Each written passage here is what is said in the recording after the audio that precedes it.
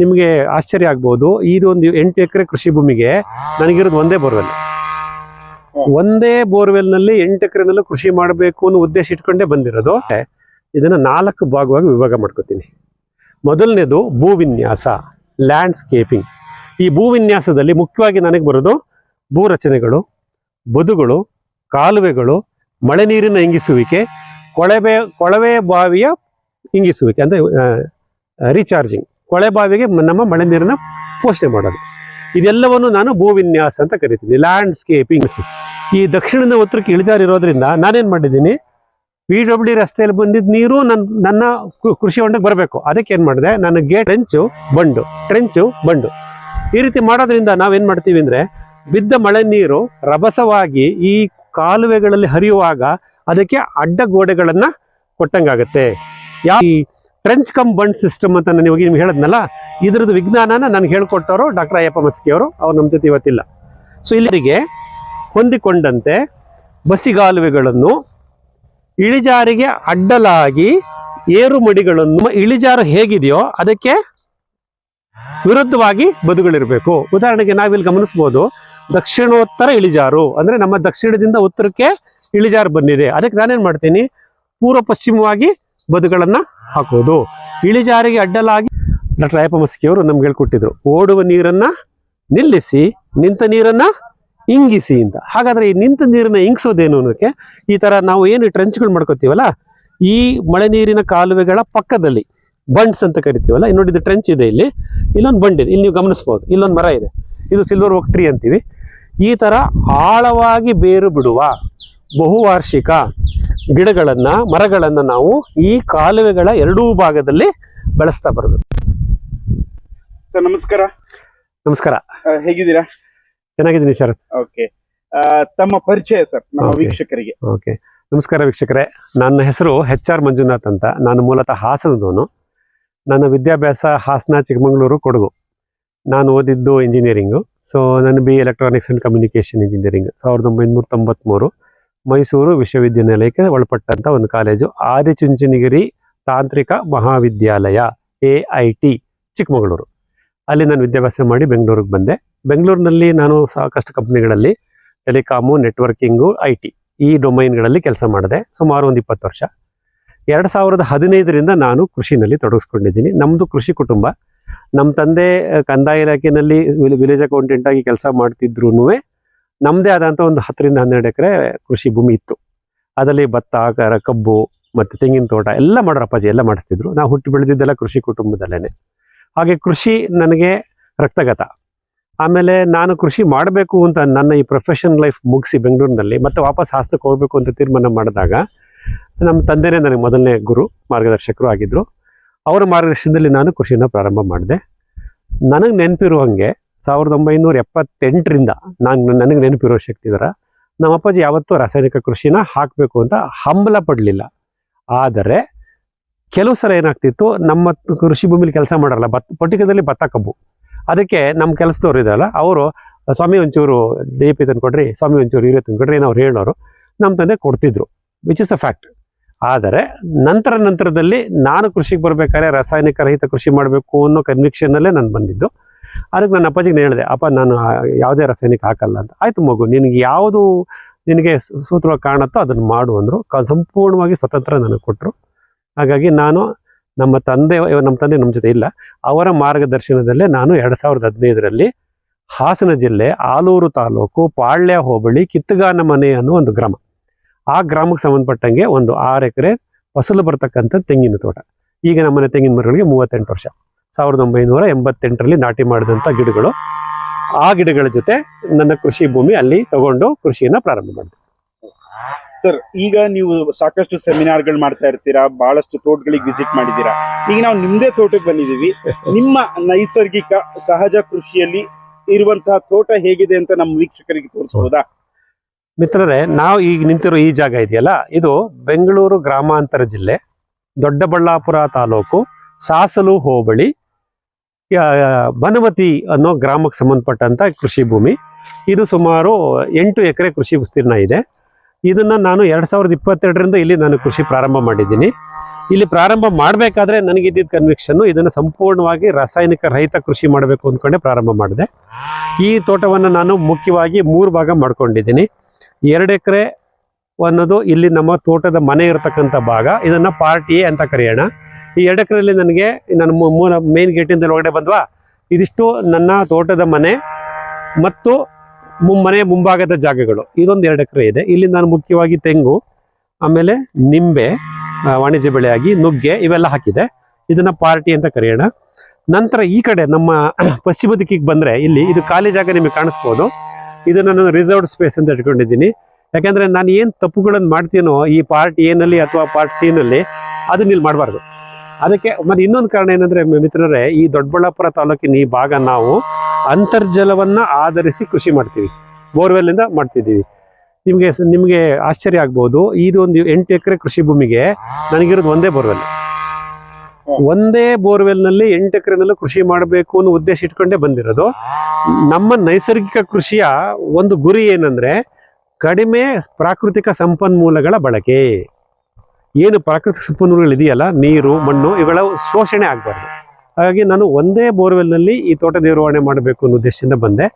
ಹೇಗಾರಾಗ್ಲಿ ಮಳೆಗಾಲ ಹೇಗೆ ನಡೆಯುತ್ತೋ ಗೊತ್ತಿಲ್ಲ, ಅಂತರ್ಜಲ ಎಷ್ಟು ಸಪೋರ್ಟ್ ಮಾಡುತ್ತೋ ಗೊತ್ತಿಲ್ಲ ಅನ್ಕೊಂಡು ಏನು ಮಾಡಿದೆ, ಪಾರ್ಟ್ ಎ ಒಂದು 2 ಎಕರೆ, ಪಾರ್ಟ್ ಸಿ ಅದೊಂದು 4 ಎಕರೆ. ಈಗ ನಾನು 6 ಎಕರೆಗೆ ಸಂಪೂರ್ಣವಾಗಿ ಬಹುಬೆಳೆ ಬಹುಮಾಡಿ ಪದ್ಧತಿ, ಮಲ್ಟಿ ಲೇಯರ್ಡ್ ಮಲ್ಟಿ ಕ್ರಾಪಿಂಗ್ ಸಿಸ್ಟಮ್ನ ಮಾಡ್ಕೊಂಡಿದ್ದೀನಿ. ಅದು 6 ಎಕರೆನಲ್ಲಿದೆ. ಈ 2 ಎಕರೆ ಕೃಷಿ ಭೂಮಿ ಏನಿದೆ ನೀವು ಇಲ್ಲಿ ಗಮನಿಸ್ತೀರಲ್ಲ, ಇದನ್ನು ನಾನು ಹಾಗೆ ಇಟ್ಕೊಂಡಿದ್ದೀನಿ, ರಿಸರ್ವ್ ಇಟ್ಕೊಂಡಿದ್ದೀನಿ. ಇದರಲ್ಲಿ ನಾವು ಇದುವರೆಗೆ ಯಾವುದೇ ರೀತಿಯ ಬಹುವಾರ್ಷಿಕ ತೋಟಗಾರಿಕೆ ಬೆಳೆಗಳನ್ನು ಬೆಳೆದಿಲ್ಲ.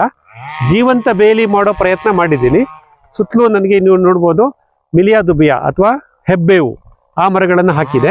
ಸುಮಾರು ಒಂದು 150ಕ್ಕೂ ಹೆಚ್ಚು ಹೆಬ್ಬೇವಿನ ಮರಗಳನ್ನು ಜೀವಂತ ಬೇಲಿಗೋಸ್ಕರ ಹಾಕೊಂಡಿದ್ದೀನಿ. ಮಧ್ಯದಲ್ಲಿ ನನ್ನ ಸುಬಾಬುಲ್ಲು ಮತ್ತು ಗ್ಲಿರಿಸೀಡಿಯಾ ಅದು ಜೀವಂತ ಬೇಲಿಗೆ ಬಂದಿದೆ. ಅವೆಲ್ಲ ಹೆಚ್ಚು ಕಮ್ಮಿ ಇವಾಗ 3ರಿಂದ 4ನೇ ವರ್ಷ ಆಯಸ್ಸಲ್ಲಿದೆ. ಜೀವಂತ ಬೇಲಿ ನಿರ್ಮಾಣ ಮಾಡಿಟ್ಕೊಂಡಿದ್ದೀನಿ. ಇಲ್ಲಿ ಯಾವುದೇ ಬೆಳೆಗಳ ಜೋಡಣೆ ಇದುವರೆಗೂ ಆಗಿಲ್ಲ. ಮುಂದಿನ ಹಂತದಲ್ಲಿ ನಾವು ಮಾಡುವಂಥ ಒಂದು ಸಾಧ್ಯತೆ ಇದೆ. ಇದಿಷ್ಟು. ಮತ್ತೆ ಪಾರ್ಟ್ ಸಿ ಆ ಕಡೆ ಇದೆ, ಅಲ್ಲಿ ಹೋಗೋಣ ಹೇಳ್ತೀನಿ. ಆಮೇಲೆ ಮುಖ್ಯವಾಗಿ ನೋಡ್ತಾ ಹೋಗೋಣಂತೆ. ಮುಖ್ಯವಾಗಿ ಮಿತ್ರರೇ, ನನ್ನ ಕೃಷಿಯ ಯೋಜನೆಗಳನ್ನು ನಾನು ಮಾಡ್ಕೋಬೇಕಾದ್ರೆ ಇದನ್ನು 4 ಭಾಗವಾಗಿ ವಿಭಾಗ ಮಾಡ್ಕೋತೀನಿ. ಮೊದಲನೇದು ಭೂವಿನ್ಯಾಸ, ಲ್ಯಾಂಡ್ಸ್ಕೇಪಿಂಗ್. ಈ ಭೂವಿನ್ಯಾಸದಲ್ಲಿ ಮುಖ್ಯವಾಗಿ ನನಗೆ ಬರೋದು ಭೂ ರಚನೆಗಳು, ಬದುಗಳು, ಕಾಲುವೆಗಳು, ಮಳೆ ನೀರಿನ ಇಂಗಿಸುವಿಕೆ, ಕೊಳವೆ ಬಾವಿಯ ಇಂಗಿಸುವಿಕೆ ಅಂದರೆ ರೀಚಾರ್ಜಿಂಗ್, ಕೊಳೆ ಬಾವಿಗೆ ನಮ್ಮ ಮಳೆ ನೀರನ್ನ ಪೋಷಣೆ ಮಾಡೋದು. ಇದೆಲ್ಲವನ್ನು ನಾನು ಭೂವಿನ್ಯಾಸ ಅಂತ ಕರಿತೀನಿ, ಲ್ಯಾಂಡ್ಸ್ಕೇಪಿಂಗ್ ಅಂತ. ಸೊ ಈಗ ನಮ್ಮ ಈ MS ಫಾರ್ಮ್ ದೊಡ್ಡಬಳ್ಳಾಪುರ ಈ ತೋಟದಲ್ಲಿ ನೀವು ಲ್ಯಾಂಡ್ಸ್ಕೇಪಿಂಗ್ ಗಮನಿಸೋದಾದ್ರೆ ನಾವಲ್ಲಿ ಗಮನಿಸಿ, ನನಗೆ ಈ ಭಾಗದಲ್ಲಿ ಇದು ದಕ್ಷಿಣ, ಈ ಭಾಗದಲ್ಲಿ ಪೂರ್ವ ಇದೆ, ಇದು ಪಶ್ಚಿಮ, ಇದು ದಕ್ಷಿಣದ ಬಾಗಿಲು ನಮ್ದು ಗೇಟು. ಇದು PWD ರಸ್ತೆ, ದೊಡ್ಡಬಳ್ಳಾಪುರ ಕೊರಟಗೆರೆ ರಸ್ತೆ. ಇಲ್ಲಿ ಕೊರಟಗೆರೆಗೆ ಬಸ್ಗಳು ಹೋಗ್ತಾ ಇರುತ್ತೆ. ನಮ್ಮ ಈ ಜಾಗ ದೊಡ್ಡಬಳ್ಳಾಪುರ ಬಸ್ ಸ್ಟ್ಯಾಂಡಿಂದ 22 ಕಿಲೋಮೀಟರ್ ದೂರದಲ್ಲಿದೆ, ಕೊರಟಗೆರೆಗಿದೆ. ಇದು ನನ್ನ ಮೇನ್ ಎಂಟ್ರೆನ್ಸ್ ಗೇಟು. ಇಲ್ಲಿಂದ ನಾನು ಒಳಗಡೆ ಬರ್ತೀವಾ, ನೀವು ಇಲ್ಲಿಂದ ನಿಮಗೆ ಸ್ಲೋಪ್ ಕಾಣುತ್ತೆ. ಈಗ ಸ್ಲೋಪ್ ಬರ್ತಾ ಇದೆ. ಅದಕ್ಕೆ ಏನು ಮಾಡಿದ್ದೀನಿ, ಇಲ್ಲಿ ಟ್ರೆಂಚ್ಗಳು ಮಾಡ್ಕೊಂಡಿದ್ದೀನಿ. ನೀವು ಇಲ್ಲಿ ಗಮನಿಸ್ಬೋದು. ಇಲ್ಲಿ ಇಳಿಜಾರು ಹೇಗಿದೆ ಇಲ್ಲಿ ಅಂದರೆ, ದಕ್ಷಿಣದಿಂದ ಉತ್ತರಕ್ಕೆ ಇಳಿಜಾರಿದೆ. ಇಲ್ಲಿ ಗಮನಿಸಿ, ಈ ದಕ್ಷಿಣದಿಂದ ಉತ್ತರಕ್ಕೆ ಇಳಿಜಾರು ಇರೋದ್ರಿಂದ ನಾನೇನು ಮಾಡಿದ್ದೀನಿ, PWD ರಸ್ತೆಯಲ್ಲಿ ಬಂದಿದ್ದ ನೀರು ನನ್ನ ಕೃಷಿ ಹೊಂಡಕ್ಕೆ ಬರಬೇಕು. ಅದಕ್ಕೆ ಏನು ಮಾಡಿದೆ, ನಾನು ಗೇಟ್ ಪಕ್ಕನಲ್ಲಿ 2 ಅಡಿ ವಿನ್ಯಾಸದ ಸಿಮೆಂಟ್ ಪೈಪ್ ಹಾಕಿದ್ದೀನಿ. ಅದೇನಾಗುತ್ತೆ, PWD ರೋಡಲ್ಲಿ ಬಂದಿದ್ದ ನೀರು ಆ ವಿನ್ಯಾಸದ ಆ ಪೈಪಿನ ಮುಖಾಂತರ ಈ ಟ್ರೆಂಚಿಗೆ ಬರುತ್ತೆ. ಆಮೇಲೆ ಇಲ್ಲಿ ನಾನು ಮನೆಗೆ ಹೋಗ್ಲಿಕ್ಕೆ ಜಾಗ ಮಾಡ್ಕೊಂಡಿದ್ದೀನಿ, ಇಲ್ಲಿ ಒಂದು ಪೈಪ್ ಹಾಕೊಂಡಿದ್ದೀನಿ. ಈ ಟ್ರೆಂಚನ್ನು ನಾನು ನಿರ್ಮಾಣ ಮಾಡಿದ್ದು ಪ್ರಾಥಮಿಕ ದಿನದಲ್ಲೇ 2022 ಏಪ್ರಿಲ್ ಮೇ. ಅವಾಗ ಏನು ಮಾಡಿದ್ವಿ, ಇದನ್ನ ಟ್ರೆಂಚ್ ಕಮ್ ಬಂಡ್ ಸಿಸ್ಟಮ್ ಅಂತ ಕರೀತಾರೆ. ಅಂದ್ರೆ ನೋಡಿ, ಇದು ದಕ್ಷಿಣದ ಉತ್ತರಕ್ಕೆ ಕಡಿದಾದ ಇಳಿಜಾರಿದೆ. ಈ ಇಳಿಜಾರು ಇರೋದ್ರಿಂದ ನಾವೇನ್ ಮಾಡ್ತೀವಿ, ಸುಮಾರು ಒಂದು 20 ಅಡಿ ಟ್ರೆಂಚ್ ಆದ್ಮೇಲೆ ಒಂದು 8 ಅಡಿ ಹಾಗೆ ಬಿಡ್ತೀವಿ, ಮತ್ತೆ ಇನ್ನೊಂದು 20 ಅಡಿ ಅಥವಾ 18 ಅಡಿ ಟ್ರೆಂಚ್ ಮಾಡ್ತೀವಿ. ಇದನ್ನ ಟ್ರೆಂಚು ಬಂಡು ಈ ರೀತಿ ಮಾಡೋದ್ರಿಂದ ನಾವೇನ್ ಮಾಡ್ತೀವಿ ಅಂದ್ರೆ, ಬಿದ್ದ ಮಳೆ ನೀರು ರಭಸವಾಗಿ ಈ ಕಾಲುವೆಗಳಲ್ಲಿ ಹರಿಯುವಾಗ ಅದಕ್ಕೆ ಅಡ್ಡಗೋಡೆಗಳನ್ನ ಕೊಟ್ಟಂಗಾಗತ್ತೆ. ಯಾವಾಗ ಈ ಅಡ್ಡಗೋಡೆಗಳನ್ನು ಕೊಡ್ತೀವಿ ನಾವು, ಓಡು ಬರೋ ನೀರು ನಿಲ್ಲುತ್ತೆ. ನಿಂತು ಎಕ್ಸಸ್ ಆಗಿದ್ದ ನೀರು ಮಾತ್ರ ಮುಂದಿನ ಕಂಪಾರ್ಟ್ಮೆಂಟ್ಗೆ ಹೋಗುತ್ತೆ. ಇದನ್ನ ಟ್ರೆಂಚ್ ಕಮ್ ಬಂಡ್ ಸಿಸ್ಟಮ್ ಅಂತೀವಿ. ಮಿತ್ರ, ನಿಮಗೆ ಗೊತ್ತಿರ್ಬೋದು, ಡಾಕ್ಟರ್ ಅಯ್ಯಪ್ಪ ಮಸಗಿ ಅಂತ ಇದ್ರು ನಮ್ಮ ಜೊತೆ. ಇವಾಗ ನಮ್ಮ ಜೊತೆ ಇಲ್ಲ, ಇದ್ರು. ನಾನು ಮಸಗಿ ಸರ್ನ 2007ರಿಂದ ಬಲ್ಲೆ. ನಾನು ಅವ್ರ ಜೊತೆ ಸಾಕಷ್ಟು ಇಂಟ್ರಾಕ್ಷನ್ಸ್ ಮಾಡ್ತಾ ಇದ್ದೆ. ನಮ್ಮ ಊರಿನ ನಮ್ಮ ತೋಟ ಇದೆಯಲ್ಲ ಹಾಸನದ್ದು, ಅಲ್ಲಿಗೂ ನಾನು ಮಸಗಿ ಸರ್ನ ಕರ್ಕೊಂಡು ಹೋಗಿದ್ದೆ. 2022ರಲ್ಲಿ ಇಲ್ಲಿ ಕೃಷಿ ಪ್ರಾರಂಭ ಮಾಡೋದ್ನಲ್ಲ, ಇಲ್ಲಿಗೂ ಮಸಗಿಯವರು ಬಂದಿದ್ರು. ಇನ್ಫ್ಯಾಕ್ಟ್ ಇಲ್ಲಿಂದ ಕೇವಲ 12 ಕಿಲೋಮೀಟರ್ ದೂರದಲ್ಲಿ ಕೊರಟಗೆರೆ ತಾಲೂಕು ಹೊಳವನಹಳ್ಳಿ ಅಂತ ಒಂದು ಊರಿದೆ. ಅಲ್ಲಿ ಮಸಗಿಯವರದ್ದೇ 3 ಎಕರೆ ತೋಟ ಇದೆ, ಒಂದು 20 ಎಕರೆ ಅಟ್ಯಾಚ್ಡ್ ಆಗಿರೋ ಅವ್ರದ್ದು ನೆಟ್ವರ್ಕ್ ಫಾರ್ಮರ್ಸ್ದು ತೋಟ ಇದೆ. ಮಸಗಿಯವರು ಮಳೆ ನೀರು ಕೊಯ್ಲು ಬಗ್ಗೆ ಸಾಕಷ್ಟು ಪ್ರಯೋಗಗಳನ್ನು ಮಾಡಿದ್ದಾರೆ. ಅದೆಲ್ಲವೂ ನಾವು ಹೊಳವನಹಳ್ಳಿ ತೋಟದಲ್ಲಿ ಇವತ್ತು ನೋಡ್ಬೋದು. ಅವರಿಲ್ಲ, ಬಟ್ ಅವರ ಕಲ್ಪನೆಗಳು, ರಚನೆಗಳಿದೆ. ನನಗೆ ಇದರದ್ದು ಮಾರ್ಗದರ್ಶನ ಸಿಕ್ಕಿದ್ದು ಡಾಕ್ಟರ್ ಅಯ್ಯಪ್ಪ ಮಸಗಿ ಅವರಿಂದ. ಅವರು ಜಲಸಾಕ್ಷರತೆ, ವಾಟರ್ ಲಿಟ್ರಸಿ ಫೌಂಡೇಶನ್ ಅಂತಾನೆ ಒಂದು NGOನ ಸ್ಥಾಪಿಸಿದ್ರು. ಅದ್ರ ಮುಖಾಂತರ ನಮ್ಮಂಥ ಕೃಷಿಕರಿಗೆ ಮಾಹಿತಿ ಕೊಡ್ತಾ ಇದ್ರು. ಸೊ ಈ ಟ್ರೆಂಚ್ ಕಮ್ ಬಂಡ್ ಸಿಸ್ಟಮ್ ಅಂತ ನಾನು ಇವಾಗ ನಿಮ್ಗೆ ಹೇಳಿದ್ನಲ್ಲ, ಇದ್ರದ್ದು ವಿಜ್ಞಾನನ ನನಗೆ ಹೇಳ್ಕೊಟ್ಟವರು ಡಾಕ್ಟರ್ ಅಯ್ಯಪ್ಪ ಮಸಗಿ ಅವರು. ಅವ್ರು ನಮ್ಮ ಜೊತೆ ಇವತ್ತಿಲ್ಲ. ಸೊ ಇಲ್ಲಿಗೆ ಬಂತು. ಈ ರೀತಿ ನಾನು ಭೂವಿನ್ಯಾಸದಲ್ಲಿ ನಾವು ಗಮನ ಕೊಡಬೇಕಾಗಿರೋದೇನಪ್ಪ ಅಂದರೆ, ಇಳಿಜಾರಿಗೆ ಹೊಂದಿಕೊಂಡಂತೆ ಬಸಿಗಾಲುವೆಗಳನ್ನು, ಇಳಿಜಾರಿಗೆ ಅಡ್ಡಲಾಗಿ ಏರುಮಡಿಗಳನ್ನು, ಬದುಗಳನ್ನು ನಿರ್ಮಿಸ್ಕೋಬೇಕು. ಇಲ್ಲಿ ನೋಡಿ, ಇದೇನಿದೆ ಅದು ಉತ್ತರ ದಕ್ಷಿಣವಾಗಿ ಇದೇನು ಬಂದಿದೆಯಲ್ಲ, ಇದು ಇಳಿಜಾರಿಗೆ ಸಮಾನಾಂತರವಾಗಿ ಬಂದಿದೆ. ಇದು ನನ್ನ ಸ್ಟಾರ್ಮ್ ವಾಟರ್ ಡ್ರೈನ್ ಅಥವಾ ಮಳೆ ನೀರು ಕಾಲುವೆ ಅಂತ ಕರಿತೀವಿ. ಈ ಸ್ಟಾರ್ಮ್ ವಾಟರ್ ಡ್ರೈನ್, ಮಳೆ ನೀರು ಕಾಲುವೆನಲ್ಲಿ ನಾನು ಈ ನೀರನ್ನು ನೇರವಾಗಿ ನನ್ನ ಕೃಷಿ ಹೊಂಡದಲ್ಲಿ ಸಂಗ್ರಹಣ ಮಾಡ್ಕೋತಾ ಇದ್ದೀನಿ. ಅದಕ್ಕೆ ಈ ಒಂದು ಕಾಲುವೆ ಮಾಡ್ಕೊಂಡಿದ್ದೀವಿ. ಇದರ ಜೊತೆಗೆ ಇಳಿಜಾರಿಗೆ ಅಡ್ಡಲಾಗಿ ಬದುಗಳನ್ನು ನಿರ್ಮಾಣ ಮಾಡ್ಕೋತೀವಿ. ಆ ಬದುಗಳು ಹೇಗಿರುತ್ತೆ ಅಂತಂದ್ರೆ, ನಿಮ್ಮ ಇಳಿಜಾರು ಹೇಗಿದೆಯೋ ಅದಕ್ಕೆ ವಿರುದ್ಧವಾಗಿ ಬದುಗಳಿರಬೇಕು. ಉದಾಹರಣೆಗೆ ನಾವಿಲ್ಲಿ ಗಮನಿಸ್ಬೋದು, ದಕ್ಷಿಣೋತ್ತರ ಇಳಿಜಾರು ಅಂದ್ರೆ ನಮ್ಮ ದಕ್ಷಿಣದಿಂದ ಉತ್ತರಕ್ಕೆ ಇಳಿಜಾರು ಬಂದಿದೆ. ಅದಕ್ಕೆ ನಾನೇನ್ ಮಾಡ್ತೀನಿ, ಪೂರ್ವ ಪಶ್ಚಿಮವಾಗಿ ಬದುಗಳನ್ನ ಹಾಕೋದು. ಇಳಿಜಾರಿಗೆ ಅಡ್ಡಲಾಗಿ ಬದುಗಳನ್ನು ನಿರ್ಮಾಣ ಮಾಡೋದು ಮಳೆ ನೀರು ಕೊಯ್ಲಿಗೆ. ಇಳಿಜಾರಿಗೆ ಸಮಾನಾಂತರವಾಗಿ ಕಾಲುವೆಗಳನ್ನು ಮಾಡೋದು ನಮ್ಮ ಮಳೆ ನೀರನ್ನ ಕೃಷಿ ಹೊಂಡಕ್ಕೆ ಸಂಗ್ರಹಣ ಮಾಡ್ಕೊಳ್ಳೋಕ್ಕೆ. ನೋಡಿ, ಟ್ರೆಂಚ್ಗಳಲ್ಲೂ 2 ಥರ ಇದೆ. ಸ್ಟಾರ್ಮ್ ವಾಟರ್ ಡ್ರೈನ್ ಟ್ರೆಂಚಸ್ ಅಂತೀವಿ, ಮಳೆ ನೀರನ್ನ ಸರಾಗವಾಗಿ ನಮ್ಮ ಜಲಾಗಾರಕ್ಕೆ ತಗೊಂಡೋಗಿ ಮಾಡುವಂಥ ಕಾಲುವೆಗಳು, ಸ್ಟಾರ್ಮ್ ವಾಟರ್ ಡ್ರೈನ್ ಟ್ರೆಂಚಸ್ ಅಂತೀವಿ. ಇನ್ನೊಂದು ಮಳೆ ನೀರನ್ನ ಹಿಡಿದು ನಿಂತು ಇಂಗಿಸ್ಲಿಕ್ಕೆ, ಅದಕ್ಕೆ ಮಾಡೋದು ಇಳಿಜಾರಿಗೆ ಅಡ್ಡಲಾಗಿ ನಾವು ಹಾಕುವ ಬದುಗಳು. ಉದಾಹರಣೆಗೆ ಇಲ್ಲಿ ಗಮನಿಸಿ, ಇದು ನಾನು ದಕ್ಷಿಣದಿಂದ ಉತ್ತರಕ್ಕೆ ಹಿಂಗೆ ಬಂತ, ನಮ್ಮಲ್ಲಿ ಬೋರ್ವೆಲ್ ಇದೆಯಲ್ಲ, ಇಲ್ಲಿ ಇಷ್ಟು ಅಗಲದ್ದು ಒಂದು ಬಂಡ್ ಮಾಡ್ಕೊಂಡಿದೆ. ಇದು ಎತ್ತರ ಮಾಡೋಕ್ಕಾಗಿಲ್ಲ ನನಗೆ, ಇಲ್ಲಿ ಅಗಲವಾಗಿ ಇಟ್ಕೊಂಡಿದ್ದೀನಿ. ಇಲ್ಲೆಲ್ಲ ಇದೆ ಅಂದರೆ ಈ ಬದು ಏನಿದೆ, ಇದು ಈ ಇಳಿಜಾರದಲ್ಲಿ ಬಂದಂಥ ನೀರನ್ನು ಇಲ್ಲಿ ಹಿಡಿದಿಡುತ್ತೆ, ಕೊಚ್ಚಿ ಹೋಗ್ಲಿಕ್ಕೆ ಬಿಡಲ್ಲ. ಇಳಿಜಾರಿಗೆ ಅಡ್ಡಲಾಗಿ ನಾವು ಬದುಗಳನ್ನು ಹಾಕೊಂಡಾಗ ನಮಗೆ ಸಾಕಷ್ಟು ಉಪಯೋಗಗಳು ಸಿಗುತ್ತೆ. ಏನಪ್ಪ, ಒಂದು ರಭಸವಾಗಿ ಹರಿದು ಬಂದಂಥ ನೀರು ನಮ್ಮ ಉತ್ಕೃಷ್ಟವಾದ ಮೇಲ್ಮಣ್ಣನ್ನು ಕುಚ್ಕೊಂಬರುತ್ತೆ. ಅದಕ್ಕೆ ಮಣ್ಣು ಸವೆತ ಅಂತ, ಮಣ್ಣು ಸವಕಳಿ ಅಂತ ಹೇಳ್ತೀವಿ. ನಮಗೆ ಕೃಷಿನಲ್ಲಿ ಬೇಕಾಗಿದೆ ಮೇಲ್ಮಣ್ಣಲ್ವಾ, ಅದೇ ಕೊಚ್ಕೊಂಡೋದ್ರೆ ನಾನು ಹೆಂಗೆ ಮತ್ತೆ ಮಣ್ಣಿಗೆ ಅಭಿವೃದ್ಧಿ ಮಾಡಲಿ? ಹಾಗಾಗಿ ಮಣ್ಣು ಸವೆತವನ್ನು, ಮೇಲ್ಮಣ್ಣು ಸವೆತವನ್ನು ತಡಿಬೇಕು. ಅದಕ್ಕೆ ನಾವೇನು ಮಾಡಬೇಕು ಅಂದರೆ, ಇಳಿಜಾರಿಗೆ ಅಡ್ಡಲಾಗಿ ಬದುಗಳನ್ನು ಹಾಕ್ತಾ ಬರಬೇಕು. ನೀವು ಎಷ್ಟು ಬದುಗಳನ್ನು ಈ ರೀತಿ ಹಾಕ್ತಾ ಬರ್ತೀರೋ ಅಷ್ಟು ನಿಮ್ಮ ನೀರು ಮಣ್ಣು ಸವೆತ ಕಮ್ಮಿ ಆಗ್ತಾ ಹೋಗುತ್ತೆ, ನೀರು ಅಲ್ಲೇ ನಿಲ್ಲಕ್ಕೆ ಶುರುವಾಗುತ್ತೆ. ಆಮೇಲೆ ನಿಂತ ನೀರು ಇಂಗತ್ತೆ. ಡಾಕ್ಟರ್ ಅಯ್ಯಪ್ಪ ಮಸಗಿ ಅವರು ನಮ್ಗೆ ಹೇಳ್ಕೊಟ್ಟಿದ್ರು, ಓಡುವ ನೀರನ್ನು ನಿಲ್ಲಿಸಿ ನಿಂತ ನೀರನ್ನು ಇಂಗಿಸಿ ಅಂತ. ಹಾಗಾದರೆ ಈ ನಿಂತ ನೀರನ್ನು ಇಂಗಿಸೋದೇನು ಅನ್ನೋಕ್ಕೆ, ಈ ಥರ ನಾವು ಏನು ಟ್ರೆಂಚ್ಗಳು ಮಾಡ್ಕೋತೀವಲ್ಲ, ಈ ಮಳೆ ನೀರಿನ ಕಾಲುವೆಗಳ ಪಕ್ಕದಲ್ಲಿ ಬಂಡ್ಸ್ ಅಂತ ಕರಿತೀವಲ್ಲ, ನೋಡಿ ಇದು ಟ್ರೆಂಚ್ ಇದೆ, ಇಲ್ಲೊಂದು ಬಂಡ್ ಇದೆ, ಇಲ್ಲಿ ನೀವು ಗಮನಿಸ್ಬೋದು, ಇಲ್ಲೊಂದು ಮರ ಇದೆ, ಇದು ಸಿಲ್ವರ್ ಓಕ್ ಟ್ರೀ ಅಂತೀವಿ. ಈ ಥರ ಆಳವಾಗಿ ಬೇರು ಬಿಡುವ ಬಹುವಾರ್ಷಿಕ ಗಿಡಗಳನ್ನು, ಮರಗಳನ್ನು ನಾವು ಈ ಕಾಲುವೆಗಳ 2 ಭಾಗದಲ್ಲಿ ಬೆಳೆಸ್ತಾ ಬರಬೇಕು. ಆ ಮುಂದಿನ ಭಾಗದಲ್ಲಿ ನಾನು ನಿಮಗೆ ತೋರಿಸ್ತೀನಿ. ಈ ರೀತಿ ಮಾಡಿದ್ರೆ ಏನಾಗುತ್ತೆ, ಇಳಿಜಾರಿಗೆ ಅಡ್ಡಲಾಗಿ ಬದುಗಳನ್ನು ನಿರ್ಮಿಸಿ, ಬದುಗಳ ಮೇಲೆ ಈ ರೀತಿ ತಾಯಿಬೇರು ಸಸ್ಯದ ಬಹುವಾರ್ಷಿಕ ಮರಗಳನ್ನು ಹಾಕ್ತೀವಿ. ಇಲ್ಲಿ ನಾನು ಕಂಡುಹಿಡ್ಕೊಂಡಿರೋದು ಮುಖ್ಯವಾಗಿ ಗ್ಲಿರಿಸೀಡಿಯಾ ಮತ್ತು ಸುಬಾಬುಲ್. ಸುಬಾಬುಲ್ಗೆ ನಾವು ಚಿಗುರೆ ಸೊಪ್ಪಿನ ಗಿಡ ಅಂತಲೂ ಕನ್ನಡದಲ್ಲಿ ಹೇಳ್ತೀವಿ. ಈ ಸುಬಾಬುಲ್ಲು ಮತ್ತು ಗ್ಲಿರಿಸೀಡಿಯಾಗಳನ್ನು ನಾವು ನಮ್ಮ ಇಳಿಜಾರಿಗೆ ಅಡ್ಡಲಾಗಿ ಮಾಡಿದಂಥ ಬದುಗಳ ಮೇಲೆ ಹಾಕೊಂಡಾಗ ಏನು ನೀರು ಓಡ್ಬಂದು ನಿಂತ್ಕೊಳ್ಳುತ್ತಲ್ಲ, ಅದು ಈ ಸುಬಾಬುಲ್ಲು ಮತ್ತು ಗ್ಲಿರಿಸೀಡಿಯಾ ತಾಯಿಬೇರು ಸಸ್ಯಗಳು ಆಳಕ್ಕೆ ಬೇರು ಬಿಟ್ಟಿರುತ್ತೆ. ಬಿದ್ದ ನೀರನ್ನು ತಳಮಟ್ಟದ ಮಣ್ಣು, ಸಬ್ ಸಾಯಿಲ್ ಅಂತಾರೆ, ತಳಮಟ್ಟದ ಮಣ್ಣಿನೆಲ್ಲ ನೀರನ್ನು ಸಂಗ್ರಹಿಸಿ ಇಡುತ್ತೆ. ಇದು ಮಳೆ ನೀರು ಕೊಯ್ಲಿಯ ಬಹಳ ಪ್ರಮುಖವಾದ ಅಂಶ. ಹಾಗಾಗಿ ನಮಗೆ ಯಾರಿಗೆ ಕೃಷಿ ಭೂಮಿನಲ್ಲಿ ಇಳಿಜಾರುಗಳಿದೆಯೋ ಆ ಕೃಷಿ ಭೂಮಿನಲ್ಲಿ ನಾವು ಇಳಿಜಾರಿಗೆ ಅಡ್ಡಲಾಗಿ ಬದುಗಳನ್ನು ನಿರ್ಮಾಣ ಮಾಡ್ಕೋಬೇಕು ಮತ್ತು ಆ ಬದುಗಳ ಮೇಲೆ ತಾಯಿಬೇರು ಸಸ್ಯದ ಮರಗಳನ್ನು ಹಾಕೋಬೇಕು. ಅದರಿಂದ ಬಿದ್ದ ನೀರನ್ನು ತಡೆದು ನಿಲ್ಲಿಸಿ ಆ ನೀರನ್ನು ಅಲ್ಲೇ ತಳಮಟ್ಟದ ಮಣ್ಣಿಗೆ ಇಂಗಿಸ್ಲಿಕ್ಕೆ ಸಹಾಯ ಆಗುತ್ತೆ. ಇದು ಮಳೆ ನೀರಿನ ಮಳೆ ನೀರು ಕೊಯ್ಲು ರಚನೆಯ ರೈನ್ ವಾಟರ್ ಹಾರ್ವೆಸ್ಟಿಂಗ್ ಸ್ಟ್ರಕ್ಚರ್ ಅದರ ಒಂದು ಪ್ರಮುಖ ಉತ್ತಮವಾದ ಅಂಶ. ಇದನ್ನು ನಾವು ಇಲ್ಲಿ ಅಳವಡಿಸೋ ಪ್ರಯತ್ನ ಮಾಡಿದ್ದೀವಿ. ನಮ್ಮ ತೋಟದ ಮೇನ್ ಗೇಟ್ ಇದೆಯಲ್ಲ, ಮುಖ್ಯ ದ್ವಾರ, ಅಲ್ಲಿಂದ ನೋಡಿ ದಕ್ಷಿಣೋತ್ತರವಾಗಿ ಬಂತು ಯಾವುದೋ ನಮ್ಮ ಈ ಟ್ರೆಂಚು. ಇದು ಅಲ್ಲಿಂದ ಬಂದಿದೆ, ಸುಮಾರು ಒಂದು 400-500 ಅಡಿ ಉದ್ದ ಇರ್ಬೋದು ಈ ಟ್ರೆಂಚು. ನೋಡಿ ಹಿಂಗೆ ಬರ್ತಾ ಇದೆ. ಅಂದರೆ ನಾವಿವಾಗ ಏನು ಮಾಡಿದ್ದೀವಿ, ಮುಖ್ಯ ದ್ವಾರದಿಂದ ಮೇನ್ ಗೇಟಿಂದ ದಕ್ಷಿಣದಿಂದ ಉತ್ತರದ ಕಡೆಗೆ ಪ್ರಯಾಣ ಮಾಡ್ಕೊಂಡು ಬಂದ್ವಿ. ಇಷ್ಟು ಡಿಸ್ಟೆನ್ಸ್ ಬರೋ ಅಷ್ಟೊತ್ತಿಗೆ ನಾವು ಈ ಜಾಗ ತಲುಪಿದ್ದೀವಿ. ಇದು ಬಹಳ ಮುಖ್ಯವಾದ ಜಾಗ ನಮ್ಮ ಈ ಕೃಷಿ ಭೂಮಿನಲ್ಲಿ, MS ಫಾರ್ಮ್ನಲ್ಲಿ. ಇಲ್ಲಿ ಗಮನಿಸ್ಬೋದು, ಇಲ್ಲಿ ಒಂದು ಕೃಷಿ ಹೊಂಡ ಮಾಡೋ ಪ್ರಯತ್ನ ನಮ್ಮಲ್ಲಿ ನಡೆದಿದೆ. ಈ ಕೃಷಿ ಹೊಂಡಕ್ಕೆ ಇದೇ ಜಾಗ ಸೂಕ್ತ ಅಂತ ಅನ್ನಿಸ್ತು ನನಗೆ. ಹಾಗಾಗಿ ಇಲ್ಲಿ ನಾನು ಮಾಡೋಕ್ಕೆ ಪ್ರಯತ್ನ ಮಾಡಿದ್ದೀನಿ.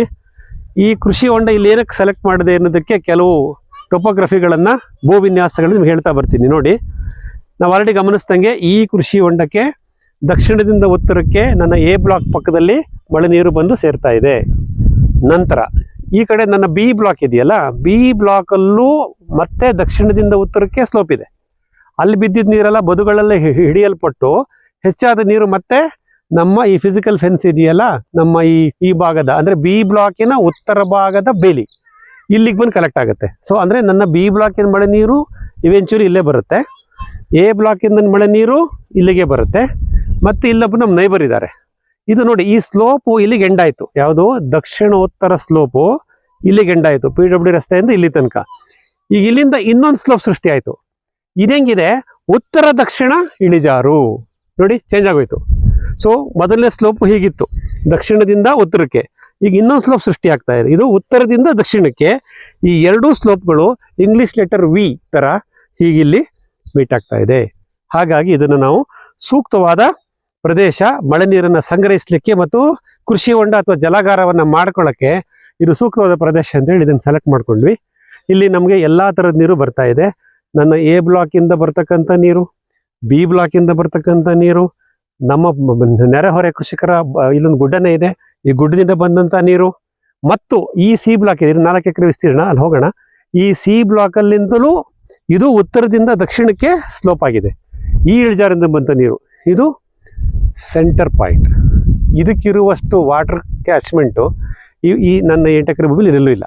ಹಾಗಾಗಿ this is the very very important point. ಮಿತ್ರರೇ, ಡಾಕ್ಟರ್ ಅಯ್ಯಪ್ಪ ಮಸ್ಗೆ ನಾನು ರಿಪೀಟ್ ಮಾಡ್ತೀನಿ, ಯಾಕಂದರೆ ಅವ್ರು ನಮ್ಮ ಜೊತೆ ಇಲ್ಲ, ಅವ್ರು ಜ್ಞಾಪಿಸ್ಕೊಳ್ಳೇಬೇಕು, ನನ್ನ ಋಣ ಅದು. ಅವ್ರು ಹೇಳಿದ್ರು, ಇಲ್ಲಿ ಬಂದು ನಿಂತ್ಕೊಂಡು ಹಿ ವಾಸ್ ಜಂಪಿಂಗ್, ಖುಷಿ ಪಟ್ಬಿಟ್ರು, ಕುಣಿದಾಡ್ಬಿಟ್ರು. ಏನ್ರಿ ಮಂಜುನಾಥ್, ಹಿಂಗಿದೆಯಲ್ರಿ ಜಾಗ, ಅಯ್ಯೋ beautiful, you can harvest so much of water ಅಂತ. ಅಷ್ಟು ಖುಷಿ ಪಟ್ಟರಂಥ ಜಾಗ ಇದು. ಆ ಥರನೇ ಇದೆ, ಅಂದರೆ ಪ್ರಕೃತಿನೇ ಇಲ್ಲಿ ನಿರ್ಮಾಣ ಮಾಡಿದೆ, ಇಲ್ಲಿ ಮಾಡ್ಕೊಂಡಿದ್ದೀವಿ. ಇದು ನಮ್ಮ ಕೃಷಿ ಹೊಂಡ. ಮಿತ್ರ ಅದು ಹೇಳ್ತಾರಲ್ಲ, ಒಂದು ಕೈಲಿ ಕೊಟ್ಟರೆ ಒಂದು ಕೈಲಿ ಕಿತ್ಕೊಂಡ್ಬಿಡ್ತಾರೆ ಅಂತ. ನಾನು ಇದನ್ನು ಆಳ ಮಾಡಪ್ಪ, ಒಂದು 2 ಮೀಟರ್ನಾರು ಮಾಡು ಅಂತ ಹೇಳಿ ಹಿಟಾಚಿ JCB ಅವ್ರಿಗೆ ಹೇಳಿದೆ. ಸಾಧ್ಯವೇ ಆಗಲಿಲ್ಲ. ಇದು ಸಂಪೂರ್ಣ ಹಾಸು ಬಂಡೆಗಳಿರ್ತಕ್ಕಂಥ ಪ್ರದೇಶ. ನೀವು ಇಲ್ಲಿ ಗಮನಿಸ್ಬೋದು, ಗುಡ್ಡಗಳು, ಕಲ್ಲುಗಳು, ಬಂಡೆಗಳು, ಆನೆ ಗಾತ್ರದ ಬಂಡೆಗಳು ನನ್ನ ಪಾರ್ಟ್ ಬಿನಲ್ಲೇ ಇದೆ. ಹಾಗಾಗಿ ಇದನ್ನು ಇಳಿಸ್ಲಿಕ್ಕೆ ಆಗಲೇ ಇಲ್ಲ. ಅದನ್ನು ಸ್ವಲ್ಪ ಒಂಚೂರು ಅಗಲ ಮಾಡೋಕ್ಕೆ ಪ್ರಯತ್ನ ಮಾಡಿದೆ, ಆಳ ಅಂತೂ ಮಾಡೋಕ್ಕಾಗ್ತಾ ಇಲ್ಲ, ಯಾಕೆಂದರೆ ಬರೀ ಕಲ್ಲು ಬಂಡೆಗಳು. ಅದು ಬ್ಲಾಸ್ಟ್ ಕಿಸ್ಟ್ ಮಾಡಿ ಅಂತಲೇ ಹೇಳ್ತಾರೆ. ನಾನು ಯಾವುದನ್ನು ಪ್ರಕೃತಿ ಮೇಲೆ ಅತ್ಯಾಚಾರ ಮಾಡಲ್ಲ, ಎಷ್ಟು ಸಾಧ್ಯ ಆಗುತ್ತೋ ಅಷ್ಟು ಮಾಡೋಣ ಅಂತೇಳಿ ಇಲ್ಲಿ ಮಾಡಿದ್ದೀವಿ ಮಿತ್ರರೇ. ಈ ಜಲಾಗಾರ ಇಲ್ಲಿ ಸೃಷ್ಟಿಯಾಗಿದೆ. ಇದರಲ್ಲಿ ಬಿದ್ದ ಮಳೆ ನೀರೆಲ್ಲ ಇಲ್ಲಿ ಬಂದು ಸೇರ್ಕೊಳ್ಳುತ್ತೆ. ಆಮೇಲೆ ಇನ್ನೊಂದು ಮುಖ್ಯವಾಗಿ ನೀವು ಈ ಕೃಷಿ ಹೊಂಡದಲ್ಲಿ ಗಮನಿಸಿ, ಸೊ ಬಿದ್ದ ನೀರೆಲ್ಲ ಇಲ್ಲಿ ಸಂಗ್ರಹ ಮಾಡ್ಕೊತೀನಿ. ಮತ್ತು ಅದಕ್ಕೆ ಒಂದು ಎಕ್ಸಿಟ್ ಪಾತ್ ಅಂತ ಕೊಟ್ಟಿದ್ದೀವಿ. ಅದಕ್ಕೇನೋ ನೀವು ಅದಕ್ಕೆ ಕೋಡಿ ಕಾಲುವೆ ಅಂತೀವಲ್ಲ, ನಮ್ಮೂರ ಹಳ್ಳಿಗಳೆಲ್ಲ ಕೆರೆ ಇರುತ್ತೆ, ಕೆರೆಗೆ ಒಂದು ಕೋಡಿ ಕಟ್ತೀವಲ್ಲ, ತೂಬು ಬೇರೆ, ತೂಬು ಕಾಲುವೆ ಬೇರೆ, ಕೋಡಿ ಕಾಲುವೆ ಬೇರೆ. ನೀವು ಹಳ್ಳಿನಲ್ಲಿದ್ದು ನಿಮಗೆ ಗೊತ್ತಿರುತ್ತೆ ಈ ಭಾಷೆಗಳು. ಅದು ಕೋಡಿ ಕಾಲುವೆ ಅನ್ನೊಂದು, ಅಂದರೆ ಈ ಕೃಷಿ ಹೊಂಡ ಕೆರೆ ತುಂಬಿದ್ರೆ ಅಲ್ಲಿ ಕೋಡಿ ಬಿದ್ದು ಮತ್ತೆ ಫರ್ದರ್ ಇಳಿಜಾರಿಂದ ನನ್ನ ಪಕ್ಕದ ಕೃಷಿಕ ಇದ್ದಾರಲ್ಲ ಅವ್ರ ಕಡೆಗೆ ಅದು ಸರಾಗವಾಗಿ ಹರಿದೋಗುತ್ತೆ. ಯಾವುದನ್ನು ನಾನು ಹಿಡಿದಿಟ್ಕೊಳ್ಳೋಕ್ಕಾಗಲ್ಲ. ಹಾಗಾಗಿ ಅದು ನನ್ನ ಕೋಡಿ ಕಾಲುವೆ ಆಯಿತು, ಎಕ್ಸಸ್ ನೀರು ಅಲ್ಲಿ ಹೊರಟೋಗುತ್ತೆ. ಇದಿಷ್ಟನ್ನು ಮಾಡಿದ್ದೀವಿ. ಪ್ರತಿ ವರ್ಷ 2022ರಿಂದ 2026 ಕಳೆದ 4 ವರ್ಷಗಳಲ್ಲಿ ಈ ಮುಂಗಾರು ಸ್ವಲ್ಪ ಮಳೆ ಕಮ್ಮಿ ಆಗಿದೆ, ಬಟ್ ಬಂದಿದೆ, ಆ ಥರ ಏನು ಮೋಸ ಆಗಿಲ್ಲ. ಸಾಕಷ್ಟು ಮಳೆ ಬರ್ತಾ ಇದೆ, ಮಳೆ ನೀರು ಇಲ್ಲಿ ಸಂಗ್ರಹ ಆಗ್ತಾ ಇದೆ, ಮತ್ತು ಬಿದಿ ನೀರು ಇಲ್ಲೇ ಸಹ ಇಂಗ್ತಾ ಇದೆ. ಆ ರಚನೆ ಇರೋದ್ರಿಂದ ನಾನು ಈ 8 ಎಕರೆ ಕೃಷಿ ಭೂಮಿಗೆ ಒಂದೇ ಬೋರ್ವೆಲ್ನಲ್ಲಿ ಮಾಡೋ ಒಂದು ಧೈರ್ಯ ಬಂದಿದ್ದು ಈ ಟೊಪೋಗ್ರಫಿಯಿಂದ. ಸರ್, ಈ ಟೊಪೋಗ್ರಫಿ ನೀವು ಹೇಳಿದ್ರಿ, ಈ ಮೆಥಡ್ ಇದು ನಿಮ್ಗೆ ಇಲ್ಲಿಯ ನೆಲಗಟ್ಟು ಅಂದ್ರೆ ಈ ರೀತಿ ಬಂದಿದೆ, ನೀವು ಅದನ್ನ ಮಾಡ್ಕೊಂಡ್ರಿ. ಒಂದ್ ವೇಳೆ ಈ ರೀತಿ ನೆಲಗಟ್ಟು ಕೆಲವು ಕಡೆ ಇಲ್ಲದೆ ಇರ್ಬೋದು, ಐ ಮೀನ್ ಸ್ಲೋಪ್ ಆ ತರದೆಲ್ಲ ಹೇಳಿದ್ರಿ. ಅವರು ಯಾವ ತರ ಮಾಡ್ಕೋಬೇಕಾಗತ್ತೆ? ಮಸ್ಗಿ ಅವ್ರು ಏನ್ ಹೇಳ್ತಾರೆ ಅಂದ್ರೆ, ಸಾರಿ ಟು ಇಂಟರಪ್ಟ್, ಮಸ್ಗಿ ಅವ್ರು ಏನ್ ಹೇಳ್ತಾರೆ ಅಂದ್ರೆ, ನಿಮ್ಮ ಭೂಮಿ ಹೇಗಿದೆಯೋ ಹಾಗೆ ಇಟ್ಕೊಳ್ಳಿ, ಯಾವುದನ್ನು ಚೇಂಜಸ್ ಮಾಡಿ. ಮಾಡಬೇಡಿ. ಈಗ ಕೆಲವರಿಗೆ ಈ ಇಳಿಜಾರೇ ಸಮಸ್ಯೆ ಆಗಿರುತ್ತೆ, ಅದನ್ನು ಕ್ರಿಕೆಟ್ ಸ್ಟೇಡಿಯಂ ಮಾಡಿಬಿಡ್ತಾರೆ, ಲೆವೆಲ್ ಮಾಡಕ್ಕೆ ಹೋಗ್ತಾರೆ. ಹಾಗಾಗಿ ಇಲ್ಲಿ ನಾವೇನು ಮಾಡಿದ್ದೀವಿ ಅಂದರೆ, ನಾವು ಏನೂ ಟಚ್ ಮಾಡಿಲ್ಲ ಇಲ್ಲಿ, ಆಯಿತಾ. ನಮ್ಗೇನು ಬರೀ ಕಾಲುವೆಗಳನ್ನು ಮಾಡ್ಕೊಂಡಿದ್ದೀವಿ, ನೀರಿನ ಸಂಗ್ರಹ ಮಾಡಿದ್ದೀವಿ, ಆ ಕೃಷಿ ಹೊಂಡಕ್ಕೆ ಒಂದು ಬಂಡ್ ಹಾಕ್ಕೊಂಡಿದ್ದೀನಿ. ಅದು ಬಿಟ್ಬಿಟ್ರೆ ಯಾವುದೇ ರಚನೆಗಳಲ್ಲಿ ನಾವು ಬದಲಾವಣೆ ಮಾಡಿಲ್ಲ. ಹಾಗೆ ಭೂ ವಿನ್ಯಾಸದಲ್ಲಿ, ಲ್ಯಾಂಡ್ಸ್ಕೇಪಿಂಗಲ್ಲಿ ಮೊದಲನೇ ಪಾಠ ಏನಂದರೆ ಟಾಪ್ ಸಾಯಿಲ್ ಡಿಸ್ಪ್ಲೇಸ್ಮೆಂಟ್, ಮೇಲ್ಮಣ್ಣನ್ನು ತೆಗೆದು ಒಂದು ಕಡೆ ಇನ್ನೊಂದು ಕಡೆಗೆ ವರ್ಗಾವಣೆ ಮಾಡೋದು, ಅದನ್ನು ಮಾಡಲೇಬೇಡಿ. ನೀವೇನಾದ್ರು ಟಾಪ್ ಸಾಯಿಲ್ ಡಿಸ್ಪ್ಲೇಸ್ಮೆಂಟ್ ಮಾಡಿದ್ರೆ, ಮೇಲ್ಮಣ್ಣನ್ನು ತೆಗೆದು ಒಂದು ಕಡೆ ಇನ್ನೊಂದು ಕಡೆಗೆ ಹಾಕಿದ್ರೆ ಎರಡೂ ಲಾಸ್ ಆಗುತ್ತೆ ನಿಮಗೆ. ಅಂದರೆ ಈ ತೆಗೆದಿದ್ದ ಜಾಗದಲ್ಲಿ ಮತ್ತೆ ಉತ್ಕೃಷ್ಟವಾದ ಮೇಲ್ಮಣ್ಣು ಬರಲ್ಲ. ಈ ಮೇಲ್ಮಣ್ಣು ತಗೊಂಡು ಒಂದು ಕಡೆ ರಾಶಿ ಹಾಕಿದ್ರೆ ಅಲ್ಲಿರ್ತಕ್ಕಂಥ ಮಣ್ಣು ಅಲ್ಲಿರೋ ಗಿಡಗಳಿಗೆ ಅದು ಎಕ್ಸಸ್ ಆಗುತ್ತೆ, ಬೇಕಿಲ್ಲ.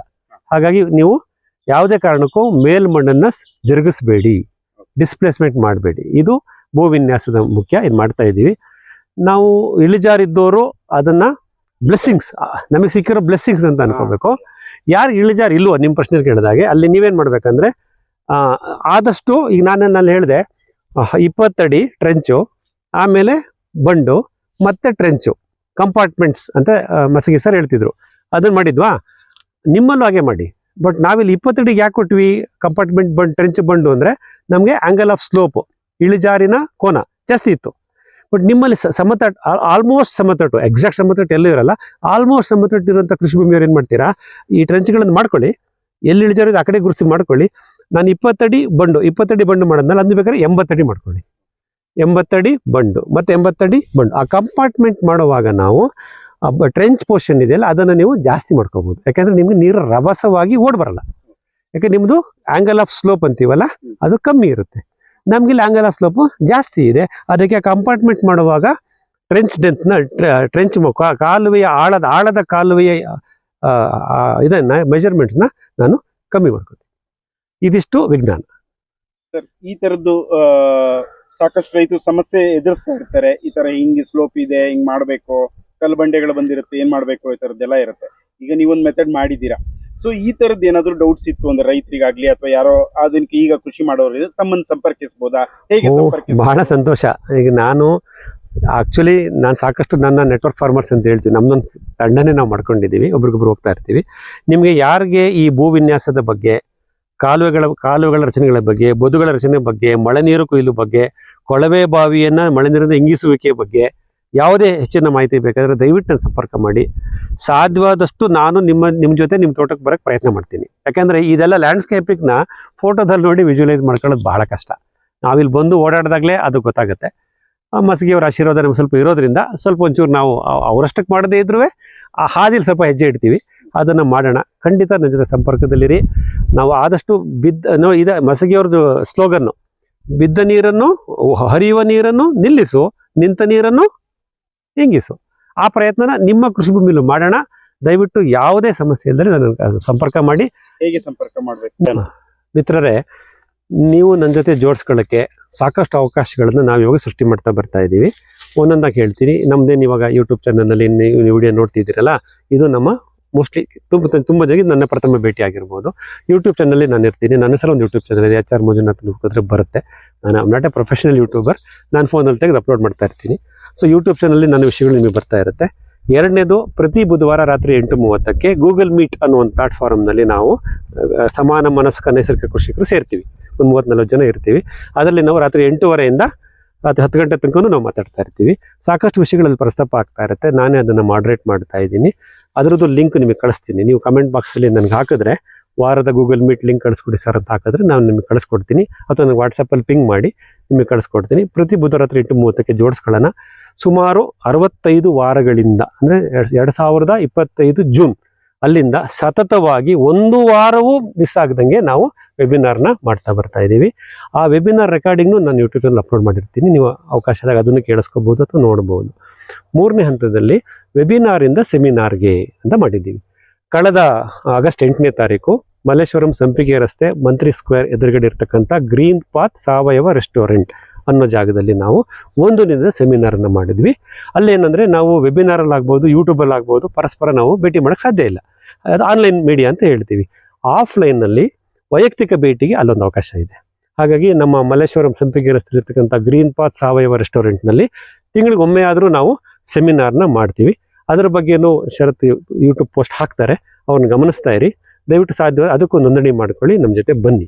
ಯಾವುದು ವೆಬಿನಾರಿಂದ ಸೆಮಿನಾರ್ಗೆ. ಮತ್ತು ಮುಂದಿನ ಹಂತದಲ್ಲಿ ನಮ್ಮ ಈ MS ಫಾರ್ಮ್ ತೋಟದಲ್ಲಿ ತಿಂಗಳಿಗೆ ಒಂದ್ಸತಿ ಕಾರ್ಯಾಗಾರ ಅಂತ ಮಾಡ್ತೀವಿ, ವರ್ಕ್ಶಾಪ್ ಅಂತ ಮಾಡ್ತೀವಿ. ಈ ಕಾರ್ಯಾಗಾರದ ವಿಶೇಷ ಇದು 2 ದಿನದ ಕಾರ್ಯಕ್ರಮ. ಅಂದರೆ ನೀವು ಶನಿವಾರ ಬೆಳಗ್ಗೆ 10 ಗಂಟೆಗೆ ಬರ್ತೀರಾ, ಶನಿವಾರ ಪೂರ್ತಿ ತೋಟ ಸುತ್ತೋಣ, ಇಲ್ಲೇ ಊಟ ಮಾಡ್ಕೊಂಡಿರೋಣ, ಶನಿವಾರ ರಾತ್ರಿ ನಮ್ಮ ತೋಟದ ಮನೇಲೆ ಮಲ್ಕೊಳ್ಳೋಣ, ಸಂಜೆ ಎಲ್ಲ ಸೂರ್ಯಾಸ್ತ ನೋಡೋಣ, ವೈಟ್ ಬೋರ್ಡಲ್ಲಿ ಎಲ್ಲ ಡಿಸ್ಕಸ್ ಮಾಡ್ತಾ ಹೋಗೋಣ. ರಾತ್ರಿ 9 ಗಂಟೆ ತನಕ ನಾವು ಡಿಸ್ಕಸ್ ಮಾಡ್ಬೋದು, ರಾತ್ರಿ ಇಲ್ಲೇ ಕಳೆಯೋಣ. ಮತ್ತು ಭಾನುವಾರ ಬೆಳಗ್ಗೆ ಸೂರ್ಯೋದಯ ನೋಡೋಣ, ಇನ್ನೊಂದು ತೋಟ ಸುತ್ತೋಣ, ಮತ್ತಷ್ಟು ಮಾಹಿತಿಗಳನ್ನು ಪಡ್ಕೊಳ್ಳೋಣ. ಭಾನುವಾರ ಮಧ್ಯಾಹ್ನ ಲಂಚ್ ಭೋಜನ ಸಮಯ ತನಕ ನಮ್ಮ ಜೊತೆ ಇರಿ. ಭಾನುವಾರ ಮಧ್ಯಾಹ್ನ ಊಟ ಮಾಡ್ಕೊಂಡು ನಾವು ಮನೆಗೆ ಹೊಟ್ಟೋಗೋಣ. ಅಂದರೆ ಇದು 2 ಡೇಸ್ ಪ್ರೋಗ್ರಾಮು. ಒಂದು ಓವರ್ ನೈಟ್ ಸ್ಟೇ, ನಮ್ಮ ತೋಟದ ಮನೇಲಿ ನೀವು ಮಲ್ಕೊತೀರಾ. ಈ ಒಂದು ಸುಂದರವಾದ ಪ್ರಕೃತಿ ವಾತಾವರಣದಲ್ಲಿ ಒಂದು ರಾತ್ರಿ ಕಳೀತಕ್ಕಂಥ ಒಂದು ಅವಕಾಶ ನಿಮಗೆ ಸೃಷ್ಟಿಯಾಗುತ್ತೆ. ಮತ್ತು ನಮ್ಮ ಡಿಸ್ಕಷನ್ಸ್ ಇನ್ನೂ ಆಳಕ್ಕೆ ತಗೊಂಡು ಹೋಗ್ಬೋದು, ಎಷ್ಟು ಆಳಕ್ಕೆ ಸಾಧ್ಯ ಅಷ್ಟು ತಗೊಂಡು ಹೋಗ್ಬೋದು. ಈ ಕಾರ್ಯಾಗಾರದಲ್ಲಿ ನೀವುಗಳು ಭಾಗವಹಿಸ್ತೀರಾ, ನಿಮ್ಮ ಅನುಭವವನ್ನು ಹೇಳ್ತೀರಾ. ನಾನೊಬ್ಬನೇ ಮಾತಾಡಲ್ಲ, ನಿಮ್ಮ ಅನುಭವಗಳನ್ನು ಹೇಳ್ತಿರ್ತೀರ. ಹಾಗಾಗಿ ವೆಬಿನಾರಿಂದ ಸೆಮಿನಾರು, ಸೆಮಿನಾರಿಂದ ವರ್ಕ್ಶಾಪ್, ಈ 3 ಹಂತದಲ್ಲಿ ನಾವು ಪರಸ್ಪರ ಜೊತೆಯಾಗಿರೋಣ. ಈ ಯೂಟ್ಯೂಬ್ ಮೀಡಿಯಾದಿಂದ ನಾವೇನು ಇವತ್ತು ಕನೆಕ್ಟ್ ಆಗ್ತಾ ಇದ್ದೀವಿ, ಈ ಸಂಬಂಧಗಳು ಗಟ್ಟಿಯಾಗಲಿ, ಬೆಳೀತಾ ಹೋಗಲಿ, ನಾವು ನಿರಂತರ ಸಂಪರ್ಕದಲ್ಲಿ ಇರೋಣ, ನಮ್ಮ ಅನುಭವಗಳನ್ನು ನಾವು ಹಂಚ್ಕೊತಾ ಬರೋಣ. ಮೂಲ ಉದ್ದೇಶ ರಾಸಾಯನಿಕ ಕೃಷಿಯಿಂದ ನಾವು ಯೂಟರ್ನ್ ಹಾಕಬೇಕು. ರಾಸಾಯನಿಕ ಕೃಷಿ ಮಾಡಬಾರ್ದು, ಸಾವಯವ ಅಥವಾ ನೈಸರ್ಗಿಕ ಕೃಷಿ ಮಾಡಬೇಕು, ಹೊರಗಡೆಯಿಂದ ತಂದಾಕೋದನ್ನು ಕಮ್ಮಿ ಮಾಡಬೇಕು. ಈ ರೀತಿ ಒಂದು ಸುಸ್ಥಿರವಾದಂಥ ಕೃಷಿ ನಮ್ದಾಗಬೇಕು. ಸಾಕಷ್ಟು ಬಹುಮಡಿ ಪದ್ಧತಿಯಿಂದ ನಮಗೆ ಧನ ಸಂಪತ್ತು ನಮ್ಮ ಕೃಷಿ ಭೂಮಿಯಲ್ಲಿ ದೀರ್ಘಾವಧಿಯಲ್ಲಿ ಸೃಷ್ಟಿಯಾಗಬೇಕು. ಈ ಅನುಭವವನ್ನು ನಾವು ಹಂಚ್ಕೊತಾ ಹೋಗೋಣ. ಇಷ್ಟನ್ನು ಹೇಳ್ತಾ ಖಂಡಿತ ನನ್ನ ಜೊತೆ ಜೋಡಿಸ್ಕೊಂಡಿರಿ. ನಿಮ್ಮ HR ಮಂಜುನಾಥ್. ಧನ್ಯವಾದಗಳು ಸರ್.